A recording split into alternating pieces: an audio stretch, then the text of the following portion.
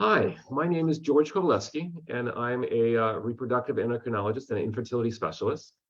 I am practicing at the Delaware Institute for Reproductive Medicine, and today I wanted to take some time to help answer questions and to provide information for anybody who is interested in learning more about infertility and reproductive endocrinology.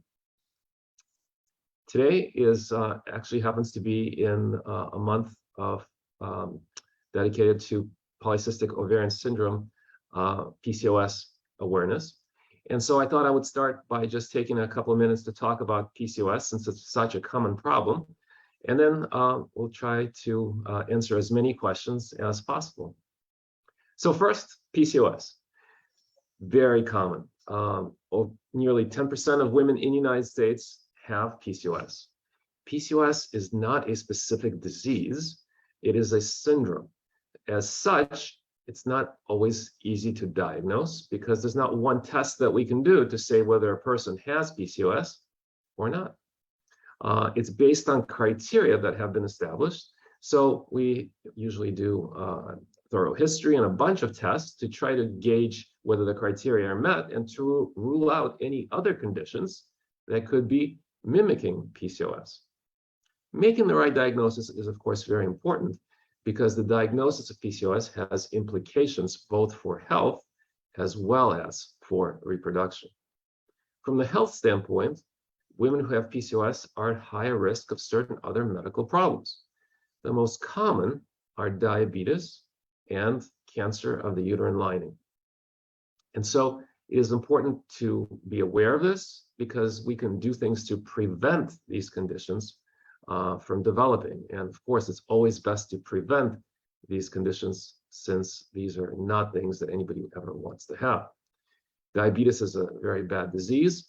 And to prevent diabetes, mainly we can use lifestyle. And so that includes a healthy diet, weight management, and exercise program.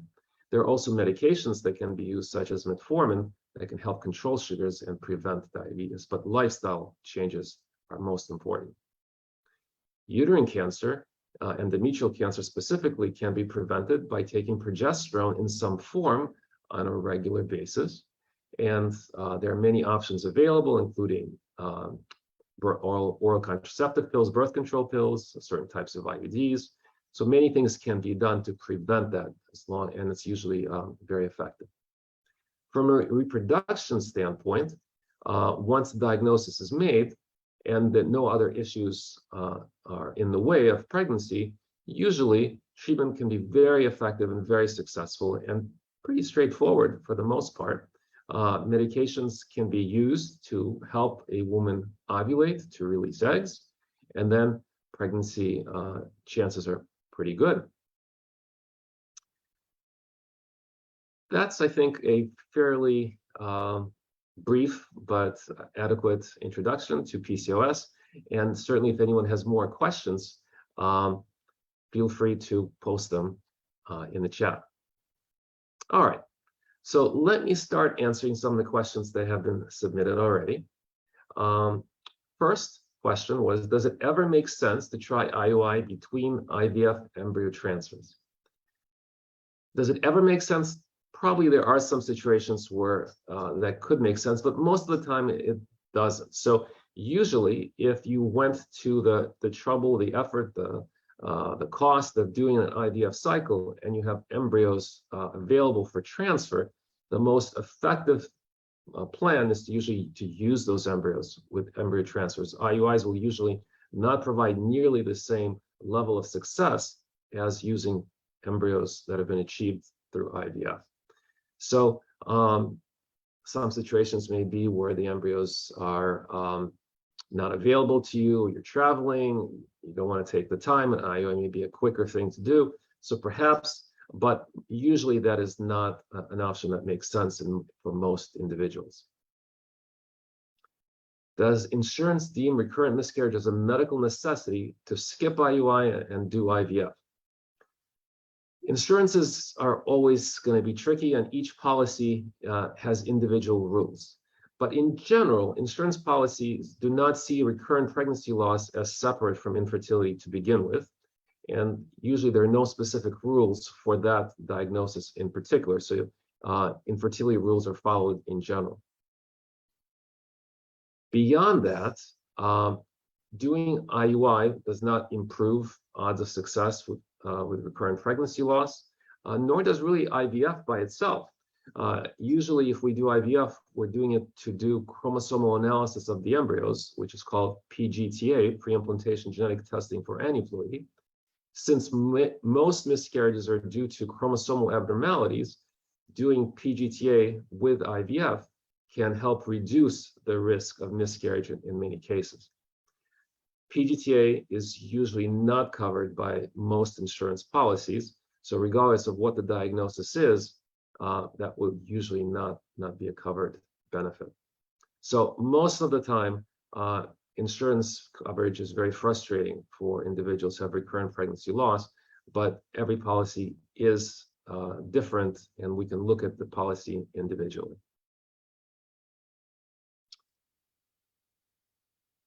Next question, how many cycles of IVF does someone who has diminished ovarian reserve, DOR, undergo on average? Very variable answer depending on the situation.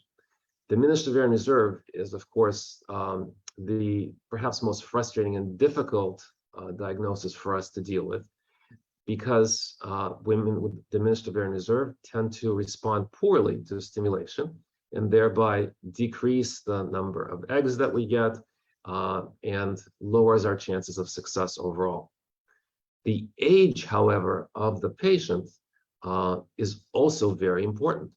So a younger woman with diminished ovarian reserve may still have a decent chance of success because the quality of the eggs may still be very good due to her younger age, while older women may have very poor success rates because now both the quantity and the quality of the eggs may be poor. So to answer the question, how many cycles of IVF does someone with diminished ovarian reserve usually do? The answer depends on age and the overall picture. So a younger woman who does respond somewhat to stimulation may do several cycles and still have a reasonable chance of success. Whereas women who are older, especially women in their 40s, it often does not make sense to even attempt fertility treatment with their own eggs if the ovarian reserve is very, very poor.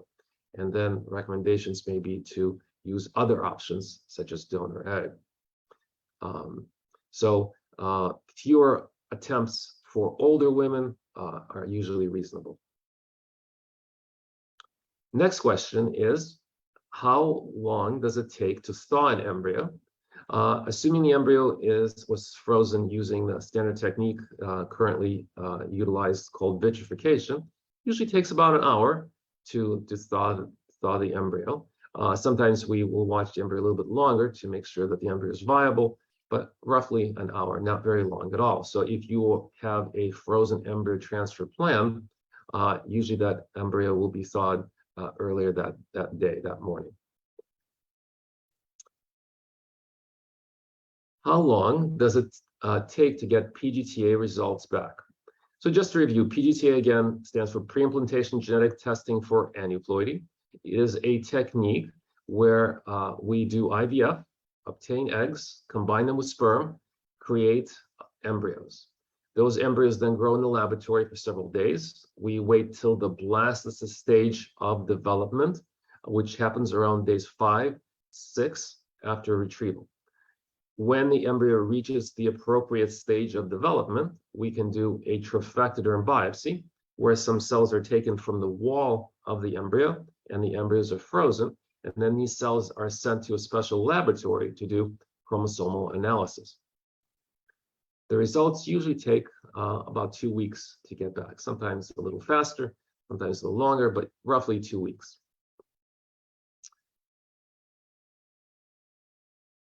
Next question, how do you balance hormones after having an IUD? And in the question, it appears that the individual has not had a period for 9 months. So IUDs come in two different types in general. One is the copper IUD that does not release any hormones. That's also called the Paragard in the United States. The other type of IUD that we have available in the United States are hormone releasing, and they all release a type of progestin. Mirena, Skylar are two of the common examples. The non-hormonal IUDs should not really have any significant impact on the menstrual cycle at all. So a woman who has normal cycles should continue to have normal cycles with that type of IUD. So I'm guessing from the question that the individual must have had a progestin-releasing IUD like Mirena. And when someone uses this type of IUD, it's very common to stop having periods altogether. Once the IUD is removed, we expect normal cycles to resume, usually within a month, but certainly within a couple months. If the period does not come back by then there is something wrong, and therefore an investigation should be undertaken. So we should do some testing and find out why a period is now not coming. Usually it would mean that a woman is not ovulating, not releasing eggs, or there may be other hormonal problems as well. So 9 months after having the IUD removed with no periods definitely should be evaluated. What should your TSH level be for an IUI? So whether it's an IUI or unassisted conception or IVF, regardless, we want the TSH levels, thyroid function in general, to be normal, because either low or high thyroid function can cause problems in pregnancy and is associated with issues like pregnancy loss, and then later in pregnancy with sometimes early labor and other issues. So definitely having normal thyroid levels prior to pregnancy is important, regardless of how conception is going to be occurring. What's the normal range? It varies a little bit from lab to lab, but roughly you want somewhere between 0.5 to 2.5 milliunits per liter. If the level, the TSH goes in the opposite direction of thyroid hormone. So if the TSH is low, that means the thyroid hormone is a little high. And if the TSH is high, that means thyroid hormone is a little low. We would rather have a little bit too much thyroid hormone than too little in general for pregnancy, but we're aiming for that normal range of about 0.5 to 2.5. All right, let's press on. I don't have fallopian tubes. I have everything else. What is the process for me? So IVF was originally designed to address just such a problem, tubal factor infertility. So IVF is necessary because IVF is the only way for us to bypass the fallopian tubes. We would start by doing a basic infertility evaluation to make sure that everything else is okay. Ovarian Reserve, the uterus, and the sperm are normal for the partner, or if we're using donor sperm, whichever. If there are no other issues, then straightforward IVF would be the treatment. A failed ablation, is it still possible to conceive? So I'm assuming that the question is referring to a endometrial ablation. This is a process where the uterine lining is destroyed by one of many technologies, hot water, radiation, etc., to treat problems with irregular bleeding. It is a good treatment, but after such treatment, pregnancy is oftentimes not able to be achieved at all. And if a pregnancy does occur, there is a very high risk of complications in pregnancy, such as placental problems, placental abruption, intrauterine growth retardation. And in studies, in case series of women who have conceived after having endometrial ablation, the complication rate is high, over 50%. So this is definitely a difficult situation. Sometimes the uterine cavity can be improved surgically, but this is really a case-by-case evaluation. In general, pregnancies after endometrial ablation can be very challenging to achieve and to maintain. What is the time frame from egg retrieval to implant when doing IVF? An average IVF cycle from start of stimulation to putting the embryo in, which we call a transfer, takes about 3 weeks. So it is a pretty quick process overall. It's an intense process. A lot happens. The first 2 weeks is when a woman is using medications to stimulate the ovaries to produce a bunch of eggs. When the eggs are ready, the retrieval occurs. So that happens about 2 weeks after the start of stimulation. Then if a fresh transfer is done, that transfer is usually done 5 days after that. So from start of stimulation to transfer is about 3 weeks, and from retrieval to transfer is 5 days. Now, that's if a fresh transfer is being done. There are many reasons why we do not do fresh transfers for many patients. And so frozen transfers have become the more likely course for many patients, although in some cases, fresh transfers are just fine. How do we decide? Well, there are a number of things that can happen in an IVF cycle that can lower the chances of success if we were to attempt a fresh transfer, such as if progesterone levels are elevated, or if the estrogen levels are too high, there's overstimulation, risk of a woman getting very sick with ovarian hyperstimulation syndrome. So any of these things happen, definitely don't want to do a fresh transfer. Another reason would be if we are doing the chromosomal analysis or genetic analysis of the embryos. So then we're going to biopsy the embryos and freeze them and not get the results back for a couple of weeks, and then do a frozen embryo transfer later.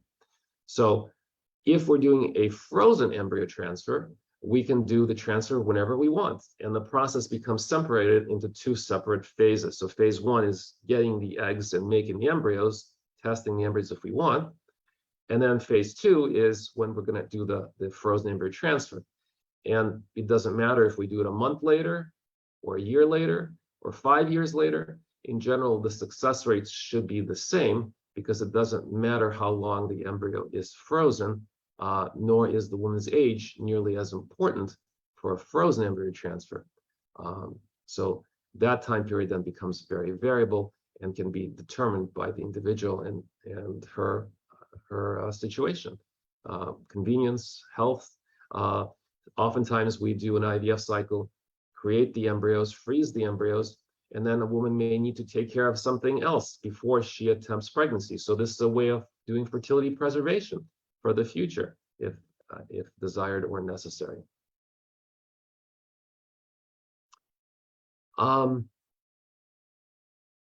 What if you stop taking hormonal medications? Are you supposed to spot every month? So in general, no. In a normal menstrual cycle, we don't expect to have breakthrough bleeding of any kind, and spotting may be a sign of something wrong in the uterus, something wrong in the cervix, something wrong hormonally. And so in intermenstrual, so spotting or bleeding between periods is not normal and should be evaluated.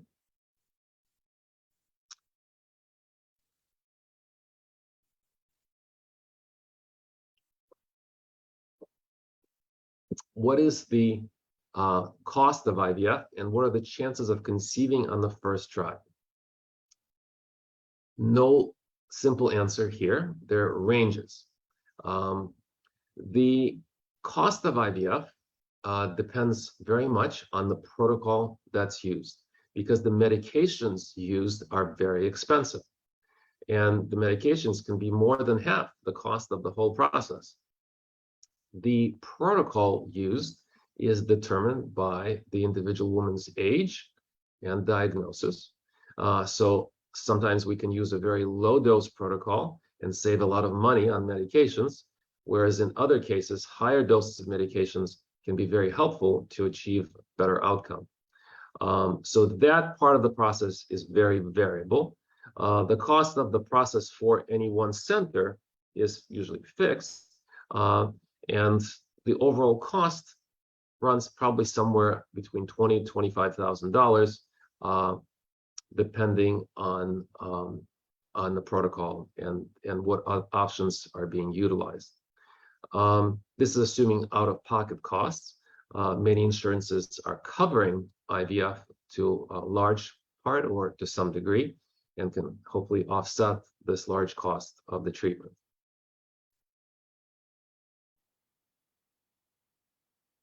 All right, moving on. So there are more questions about describing the IVF cycle in more detail. We've already gone over the overall basics, but if we dive into the details a little more, the intense part of the process lies in the first 2 weeks, the stimulation. Stimulation requires using a hormone called FSH. That's the main drug that makes the eggs grow in the little follicles in the ovaries. We often use other medications to help the process. The FSH, however, is the main one. That's the main stimulating factor. In fact, that's what it stands for, follicle stimulating factor. Once the medication starts, we need to monitor the response of the ovaries. And so we follow with ultrasounds and blood tests. The ultrasound does not allow us to see the eggs. The eggs are too small, but we see follicles.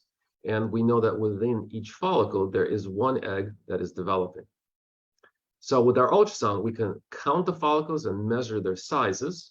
As the follicles grow, we know that the eggs are maturing within them. Halfway through the process, we usually add another medication called an antagonist. The purpose of this medicine is to prevent the eggs from being released, to block ovulation, so that we do not lose the eggs. Then at the end of stimulation, when most follicles look ready, we use a trigger shot, and this causes the eggs to undergo the final process of maturation so that we are able to extract them from the ovaries. The trigger shot is the single most important injection of the whole cycle, and the timing of it is very important. So we give a precise time for when the trigger shots should be given. And then about 36 hours later is when we do the egg retrieval. The egg retrieval is done in our office under sedation. It's not a deep general anesthesia that someone would have for major surgery, but it's deep enough that the woman is napping and comfortable.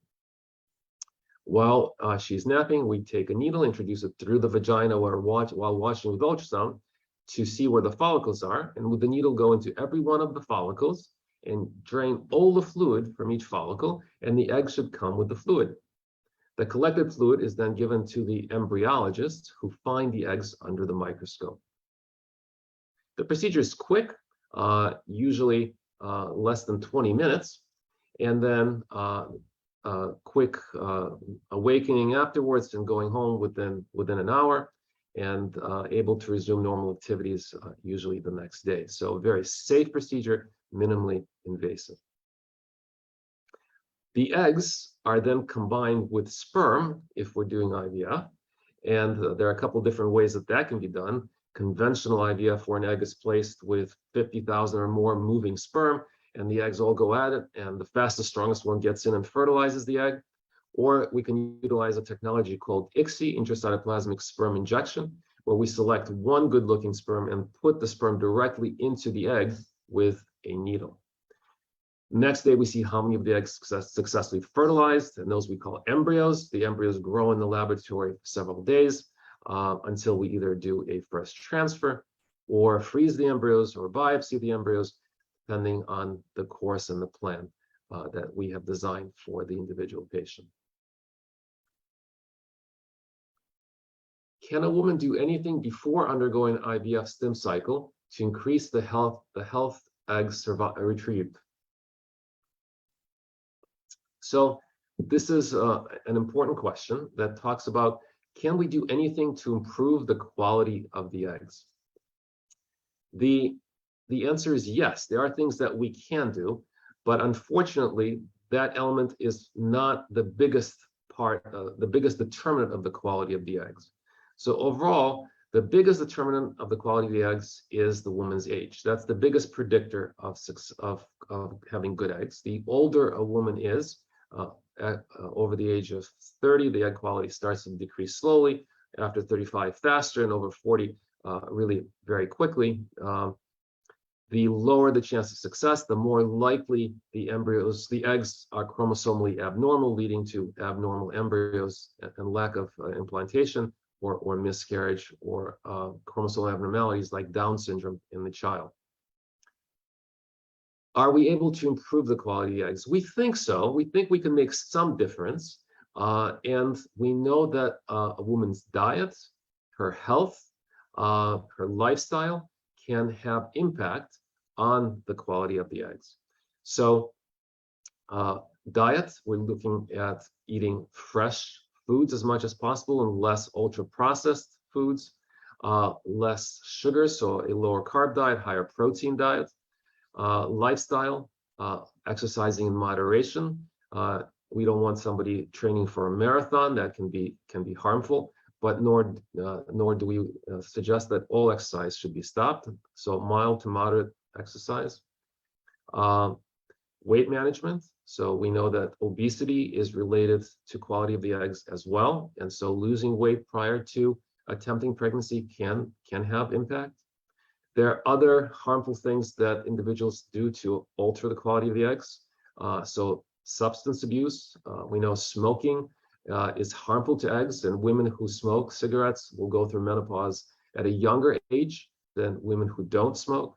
Drug use, alcohol use. So healthy living is important and helps improve egg quality. Beyond that, there's questions whether supplements of any kind can impact egg quality.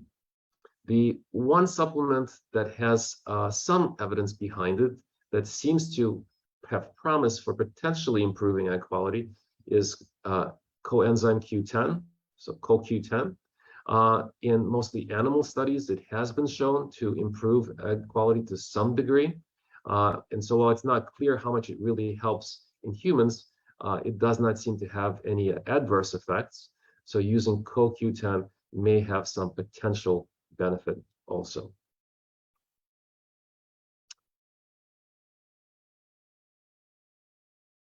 All right. Next question. How many frozen embryo transfers does it take for it to be successful? And can you get a negative home test at 8 days past 5-day transfer and still have a positive blood test on day 9? How many frozen embryo transfers? Well, hopefully just one. In general, the success rate of a frozen embryo transfer depends on the quality of the embryos, right? And what determines that? Well, the number one determinant is the woman's age, and then there's also the diagnosis involved. Is there another factor like male factor? Is there severe sperm abnormalities? So no simple answer here. But if we achieve a good quality blastocyst in a young woman, we are expecting over 50% chance of pregnancy from one embryo transfer. If we did chromosomal analysis, the PGTA, we're looking at 60% or so pregnancy rates from one normal embryo being transferred. So how many transfers does it take? Well, there's also an element of luck. Are there other factors involved? But generally, those are the statistics we're looking at. Can you have a negative home test at 8 days and then have a positive serum test later?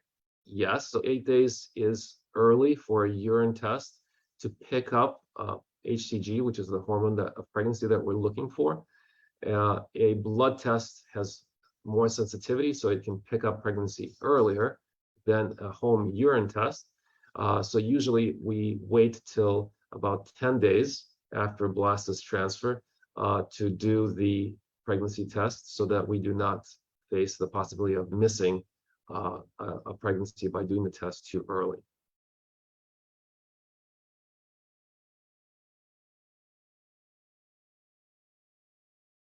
If the fallopian tubes are blocked, is there any way of getting it clear other than laparoscopy?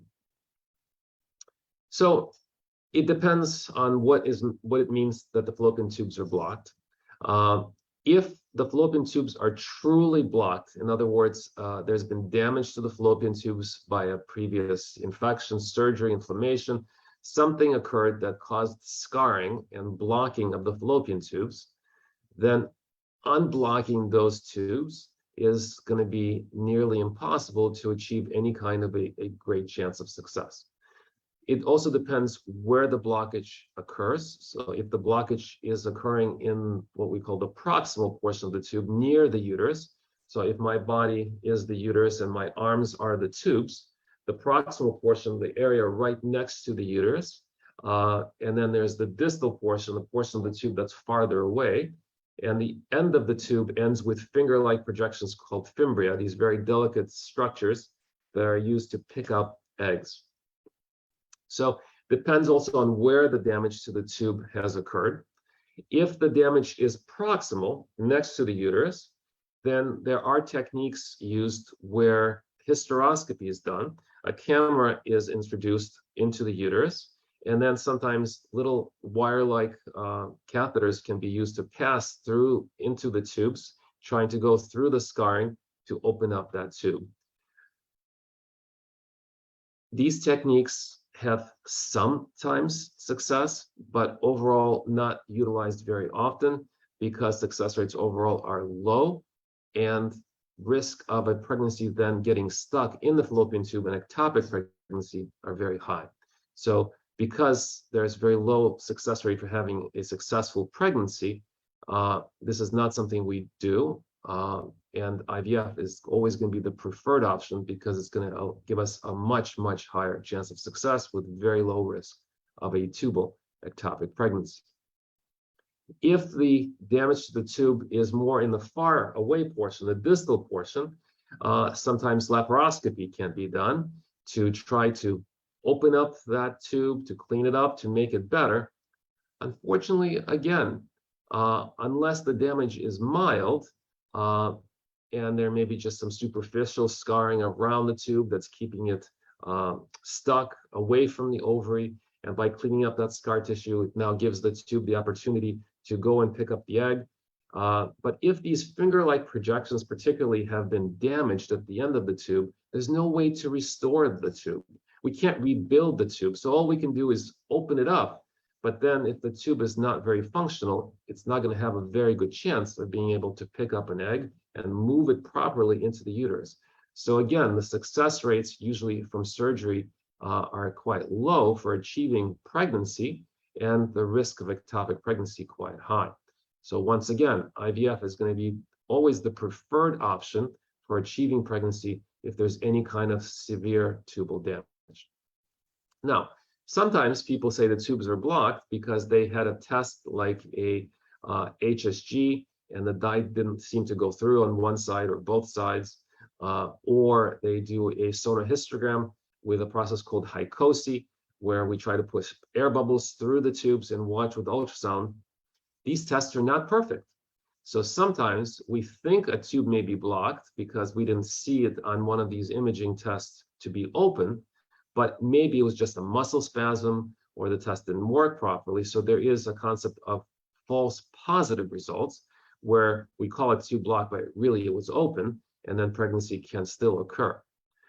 So that's always going to be in the back of our minds if the test gives us a result. And so we always have to put it in context of history and individual woman's situation. So there we can unblock tubes that weren't truly blocked in the first place if we do laparoscopy or other surgery. And then lastly, there's also the possibility that there's not a true complete block, but maybe there was a mucus collection within a tube. And when we do a test like HSG and we force fluid through that tube, we unblock it. And that is perhaps why there is increased pregnancy rates after doing tests like this, like the HSG or sonohystogram to check the tubes.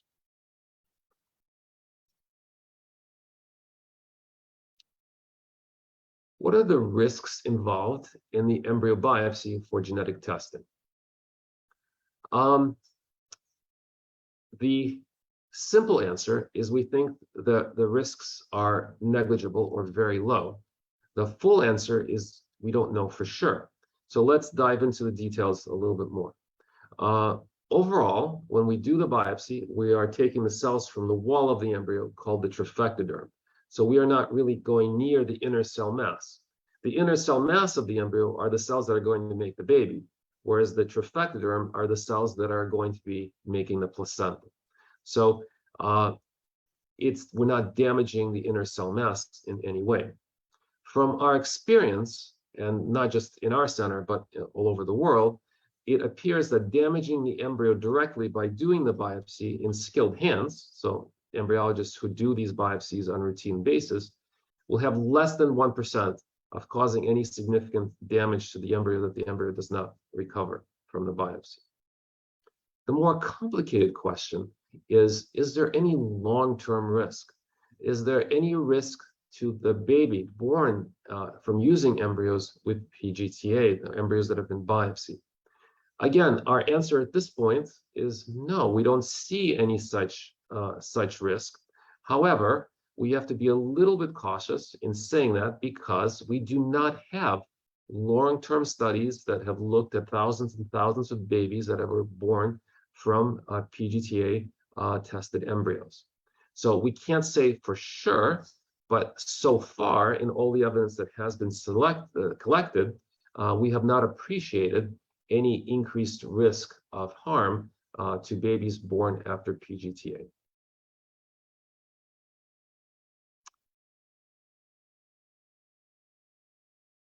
I took a break from my second failed IUI cycle. Is that bad? No. So taking a break is not bad.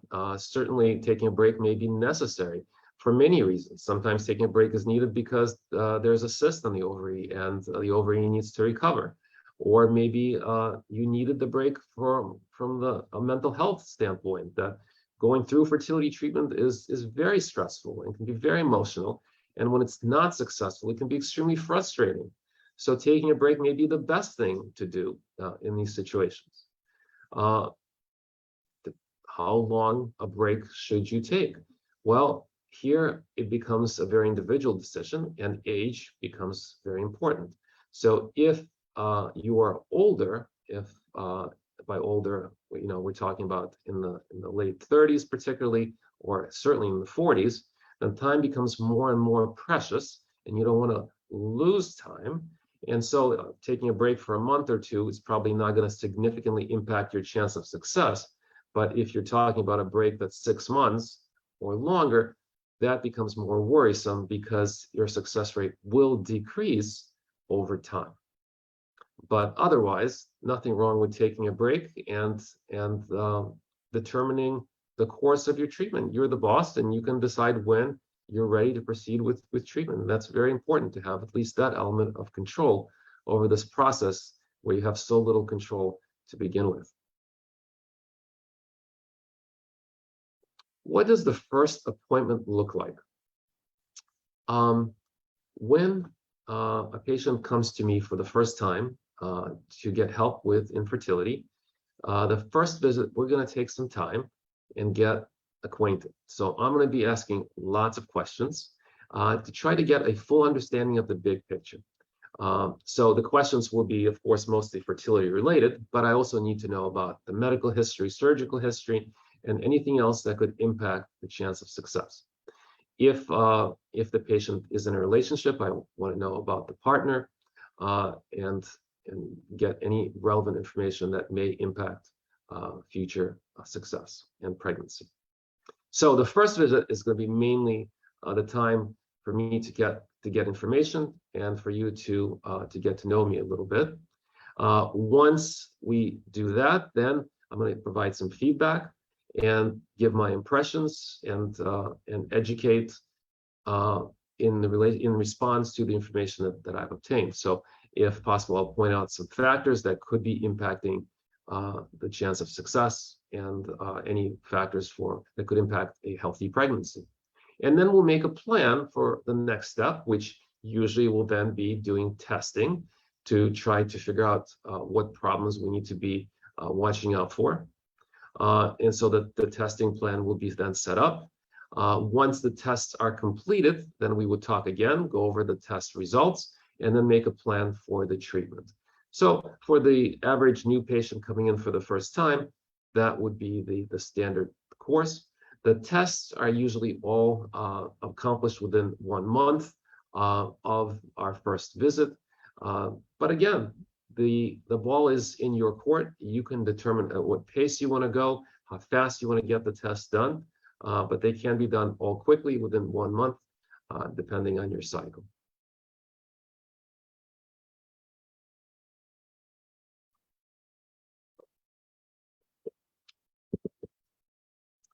Next question asks about egg freezing. How many eggs do you suggest saving for social freezing? Should one take breaks between harvest cycles? So by social freezing, I'm assuming this means elective freezing, that there's nothing there's no medical indication that requires egg freezing. And so, so this is a case where a woman's not ready to have pregnancy. But as we know that age is a very important factor for future fertility, many women are electing to freeze eggs earlier in life, so that if and when they're ready to have a child when they're older, if they're not able to succeed with their eggs at that time, then they would at least have some frozen eggs to increase their odds of success. So I always emphasize that egg freezing is not a guarantee of success, but a way to improve the chances of success in the future. And for many women, it can be a very effective way to do so. So the specific question is, how many eggs should we freeze? Well, it depends, as all my answers, it depends on the individual situation. It depends on what chance of success you're comfortable with. If a woman is younger, below the age of 35, then we know that the success of frozen eggs is going to be better than if we're freezing eggs for a woman who is older. The number of eggs that we are able to freeze and the age at which the eggs are frozen predict the chances of success. We have models, mathematical formulas that allow us to give an estimate of what the chance of success will be given the individual's age and the number of eggs achieved. And so therefore, we can have a discussion based on those factors as to what would be desirable. In general, the answer can be very simple. The more eggs we get, the better the chance of success. And there is no one number that I use as a cutoff. It really is very individual. So I would urge the person who asked the question to sit down and go over with me or with her doctor the individual situation and get some estimates about the chance of success given the number of eggs that have been achieved, and whether it makes sense to go through another stimulation cycle to get more eggs. But the simple answer really is, the more eggs we have, the better the chance of success overall. The other part of that question was, should there be a break? There does not need to be a break. So you can go straight from one egg retrieval into another stimulation cycle, but oftentimes it is not possible because there may be still cysts on the ovaries that may interfere with another stimulation. So it really depends on how the cycle went and how many eggs were retrieved and how the ovaries look. If there are no cysts, if it was a moderate response, it may be quite possible to go right into another stimulation cycle.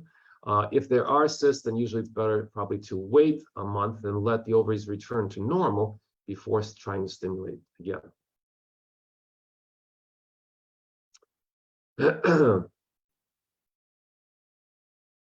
Could having a blocked fallopian tube cause a frozen embryo transfer failure? Usually the answer is no, with one exception. So we talked already about the different parts of the fallopian tube. If the fallopian tube is blocked at the very far end and a pocket forms, a pouch forms at the end of the tube in which fluid can collect, and that's called a hydrosalpinx. The end of the tube is filled with fluid. That fluid is not healthy, and that fluid can come back through the tube into the uterine cavity and interfere with an embryo implantation and potentially increase risk of miscarriage as well.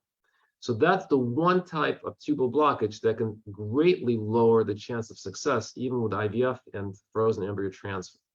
So that is the type of tubal problem that should be treated surgically in most cases prior to attempting IVF and embryo transfer. And the standard treatment would be to remove that tube completely. If for whatever reason you do not desire the tube to be removed, you can try to open the tube, but then you face the risk of the tube closing over again and reforming that hydrosalpinx as it heals. So that's why the best strategy is to remove a tube that has a hydrosalpinx and then to proceed with embryo transfer. Other types of blockage usually are not a factor that impact the success rate with IVF or frozen embryo transfer in particular.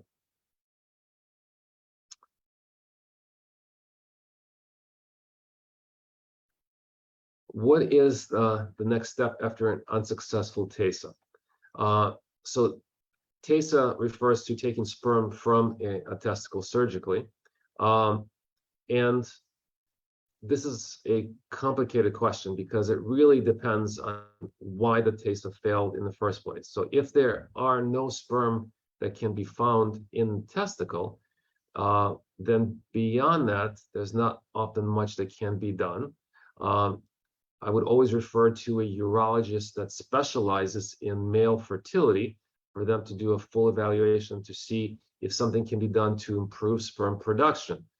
So sometimes there are hormonal imbalances, low testosterone, something else that potentially could be treated to improve sperm production, so that maybe repeating a TESA after adequate treatment could improve the odds of finding sperm.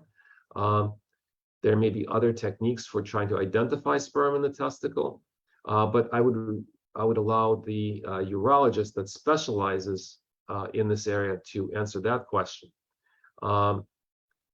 Ultimately, if no sperm can be identified, then the recommendation would be to use donor sperm to create a pregnancy.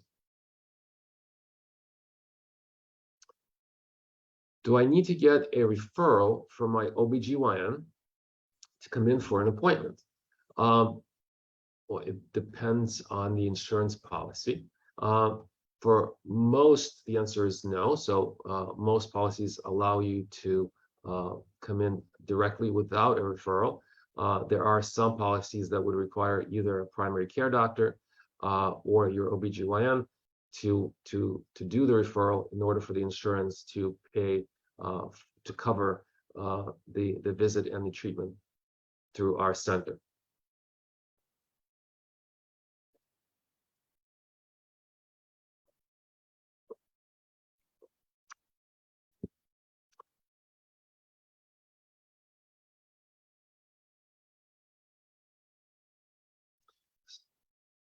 So another concept that I think we just need to address to make sure that everyone understands is the concept of ovarian reserve, because this is really a thread in many of the questions. We keep talking about age being very important, and age is a predictor of both the quantity and the quality of the eggs, but particularly the quality. The quantity of the eggs we can estimate using tests that give us an idea of how many eggs are left in the ovaries, the ovarian reserve.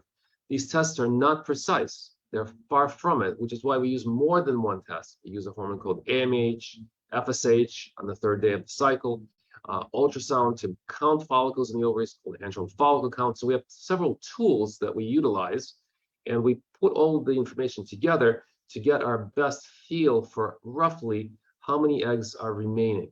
Is there still a lot of eggs, or is an individual running out of eggs? These tests do not tell us about quality of the eggs, and the quality of the eggs is mainly determined by age. There's nothing we can do to change the ovarian reserve. We can't put new eggs back into the ovaries. We can't flip a switch and produce new eggs. What a woman has is all she has. She's born with all the eggs she's ever going to have, and as she goes through life, she's using up those eggs. So this is why age is so important, and why we always urge women to try to complete childbearing earlier in life. At the same time, we know that for many women, that's not possible, whether socially or professionally or health-wise or whatever the situation may be. And that's why we often end up seeing patients a little bit later in their reproductive years. And that's when we see if we can improve the odds of pregnancy regardless of age.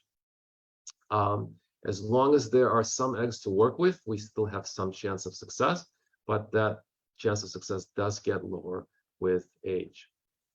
Ultimately, if there are no good eggs left or very few good eggs, that's when we turn to using donor eggs, where eggs can be taken from a 25-year-old healthy ovary and combined with a woman's partner sperm or donor sperm to create embryos that have a very good chance of success. So age, ovarian reserve, most important for predicting success for most of our treatments. So I think with that, we can stop for tonight. We've covered a lot of ground, answered lots of good questions. I appreciate everyone's questions. They were all great. And I hope I was able to provide some helpful information. Ultimately, these sessions only help provide some information, but in the end, I strongly recommend that you come in for a thorough consult where we can look at each individual case in detail and then come up on the best path for success.